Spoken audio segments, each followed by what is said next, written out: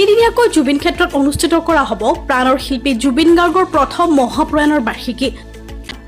তিনিদিনীয়াকৈ এই দিনটোৰ কাৰণে কিবা এটা ইয়াত প্ৰাৰ্থনা বা অন্য সাংস্কৃতিক দিনৰ যিহেতু এখন জগতৰ সৈতে জড়িত, গতিকে তেনেকুৱা ধৰণৰ ধৰ্মীয় আৰু সাংস্কৃতিক অনুষ্ঠান কৰি পেলাই তেওঁৰ প্ৰতি আৰু সেই দিন তিনিটা দিন তেওঁলোকে কিবা এটা কৰিব।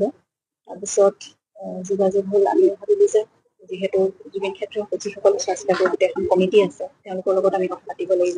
17 তাৰিখে ভাবিছোঁ আমি সৰ্বধৰ্ম প্ৰাৰ্থনা আৰম্ভ কৰিব ইয়াৰ আগবেলা। তাৰপিছত যিমানখিনি আৰু 18 তাৰিখে গধূলিলৈ সাংস্কৃতিক অনুষ্ঠান। তাৰ বাহিৰে 17 তাৰিখে দিনটো আৰু 18 তাৰিখে দিনটো যিসকলে যেনেকে বিচাৰে নাগাৰা নাম বা অন্য ধৰণৰ নাম প্ৰসংগ, অন্য ধৰণৰ কিবা তেওঁলোকৰ নিজৰ পৰা কৰিব বিচৰা অনুষ্ঠান তেওঁলোকে আহি পেলাই ইয়াত কৰিব পাৰিব নিজৰ ফালৰ পৰা। আৰু 19 তাৰিখে ৰাতিপুৱা আগবেলা একদম ৰাতিপুৱাৰ পৰা ইয়াত আসন স্থাপন কৰিব। আসন স্থাপন কৰি পেলাই তাত ভাগৱত পাঠ হ'ব দিনটো, আৰু গধূলিলৈ এভাগ ভাওনা হ'ব। সেইটো 19 তাৰিখে সামৰণি হ'ব। গতিকে